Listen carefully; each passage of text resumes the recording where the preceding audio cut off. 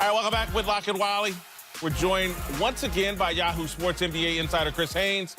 Let's move to the NBA, where yesterday Rajon Rondo spoke for the first time since his brawl with Chris Paul, denying he spit at CP3 and adding, quote, "Everyone wants to believe Chris Paul is a good guy. They don't know he's a horrible teammate. They don't know how he treats people." One of Paul's old teammates, Clipper teammates, Big Baby Davis, agreed with Rondo on Instagram, writing, quote, "I played with both of them. CP3 is a very bad teammate."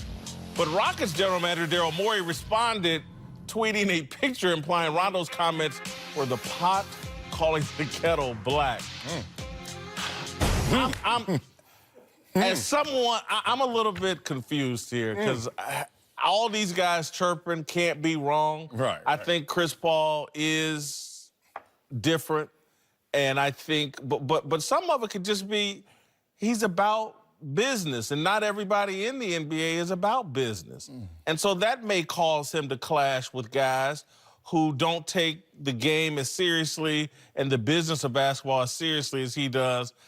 I'm reluctant to pick a side. You reluctant? Get off the fence and earn your money. Earn your money. Because what? I'm someone that people are like, oh, man, he's a jerk, he's a jerk, he's a jerk. And I'm just a teddy bear, man. And so Chris Paul might be a teddy bear, man, and these guys just too soft. Well, let's learn something from the great philosopher Snoop Dogg. So much drama in the LBC. It's kind of hard being the homie CP3, but here's the thing about Chris Paul, and he's not the only one guilty of this. I will defend him, even better than Daryl Morey will. He's a barker. Now, he's not the only barker in the NBA. Kobe Bryant was a barker. And no one liked playing with Kobe Bryant, but Kobe Bryant was a 5-time champion that made you swallow your pride and take that barking and the bite that came with it. Here's Chris Paul. Chris Paul's a barker.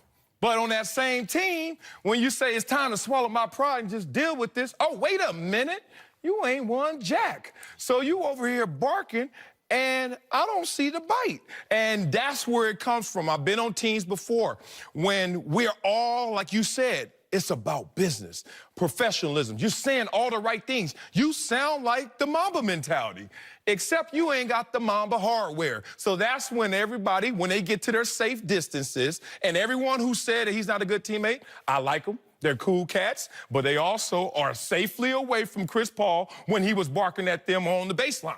And now everybody wants to come back at him, and no one could come back at Kobe and others who bark but have the championships to go with it. Well, I'm going to have to quote the great Snoop philosopher myself. Oh, well, let's do this. And say that Marcellus, you're jocking my style. Because you took the words right out of my mouth. Oh, nice. That's the difference. Nice. Chris Paul is in the Kobe Bryant category as far as leadership qualities, and you can even throw in Jimmy Butler for that matter. The only difference is the hardware. Yeah.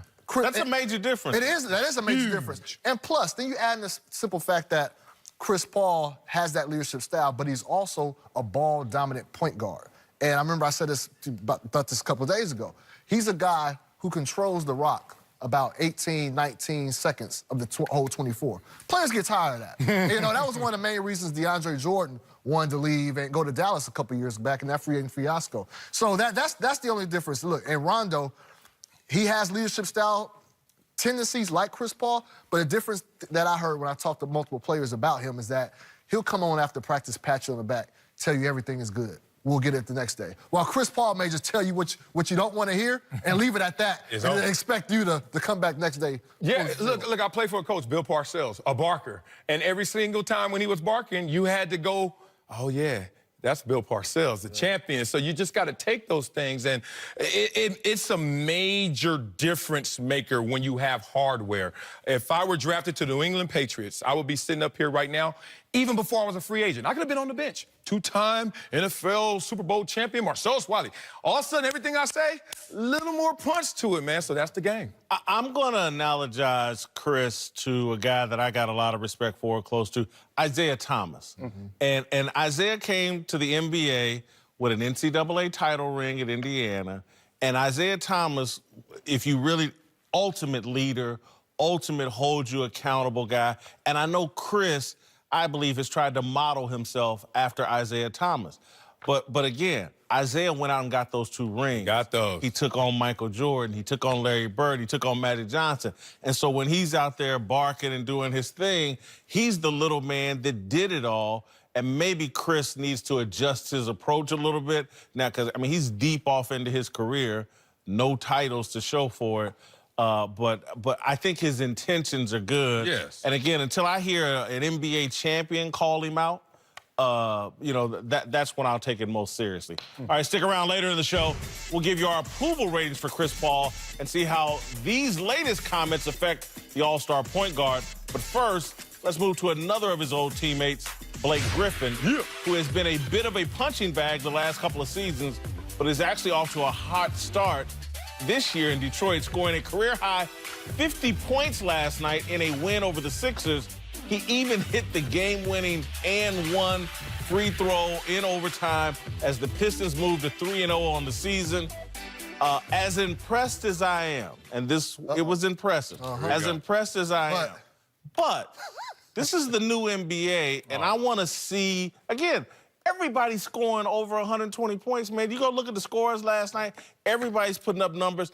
I think we're going to have to get to the end of this season before we can evaluate because I think some guys may score 80 this year. I think with the extra possessions and the pace of play, and you only got 14 seconds after an offensive rebound, I think we're going to see guys put up huge numbers. And so I want some more perspective before I'm willing to beat on the desk and say, man, Blake, the poster child is back. So you want perspective, huh? Yeah. You ready to beat on the desk then right now? Because I got some perspective for you. You're talking about a 5-time All-Star Blake Griffin. You're talking about a 4-time second-team All-NBA player Blake Griffin. Now let's carve up his career because it's 2 Blake Griffins. It's the one that's on the sideline because he's injured, missed 29% of his regular season games because of injury, or it's the guy who was top 5 in the NBA before these same injuries. So this is nothing new for Blake Griffin when he starts to get that momentum. And even Stan Van Gundy said this last week. What is stopping Blake Griffin from being a superstar? He said injuries, nothing else. Blake Griffin, look at these numbers. This is insane. Since he came into the league, 4th in rebounding, 2nd in scoring, 1st in assists for power forwards, 12th of all positions in scoring.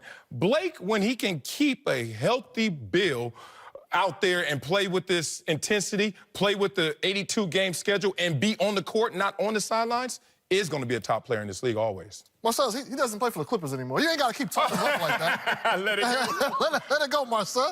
But I'll tell you this. This is what Blake has going for himself. Obviously, it's a short track record right now. But LeBron is out of the East. He has an offense that's built and centered around him for the first time. Then you have to look at it, his game has evolved to the point where he's not just relying on his athleticism. I was in the car with my brother yesterday, and he showed me a clip of Blake Griffin sneaking a dunk on Joel Embiid in transition. Sneaking a dunk. When he last heard Blake Griffin sneaking a dunk in? But, you know, that's what he's evolved to. But look, it's only 3-4 games. Oh, here you go. It's only been putting up numbers for years. Oh, he has. 3 games. He has. But I want to see not only him elevate his own game, but elevate the team's game on his 3-0. Yeah. 3 and just beat a decent Philly team. Get him. But 78 more games. He 5 3-pointers last night, I believe, as well. And again, he's always been able to shoot, but wow, 5 3-pointers. I want to, but I just think all these extra possessions, I think we're going to look back at Russell Westbrook's triple-double season, and that's going to have a little new perspective given this new NBA. And so as it relates to Blake Griffin, I expect Kevin Durant this year to drop 80 on somebody. I expect him to go full Kobe and drop 80. The way the NBA, I expect Steph Curry perhaps to have a 70-point game. We're going to see that as we adjust to this new NBA where they basically illegalized defense. Draymond Green illegalized. They've illegalized. It's bigger than arrested. It's bigger than Nino Brown, man. Everybody going there. 5 to 10. I would say this. It's a new NBA, but Blake Griffin is the same OG, and he's the same dude that can score in that era and in this era. more possessions, I get it, but guys are shooting the 3-ball. Blake Griffin doesn't listen to challenges without responding to them and making you eat your words. Think about it. Blake came in just dunking, just athletic. Yeah. Okay, guess what? Now I'm going to hit the elbow on you. Oh, okay, that's all you can do. You can't shoot outside the elbow in the painted area. Then he went to the 18-footer because President Obama told him he couldn't hit an 18-footer. Then he went to the free throw line. People said, Blake Griffin, if you're so great, why you can't hit the free throws? Start hitting his free throws. Now you said he couldn't shoot the 3-ball. Blake Griffin out there, 5 3-pointers made. Y'all better respect greatness when y'all see it because it's happening right in front of your face. You know what? I like your argument because Blake Griffin's kind of been disrespected as kind of a studio gangster. Yes, and thank you. He actually perhaps has more heart than we're giving him credit for. Now we're cooking. You get the criticism, he adjusts. All right, thanks, Chris. Coming up.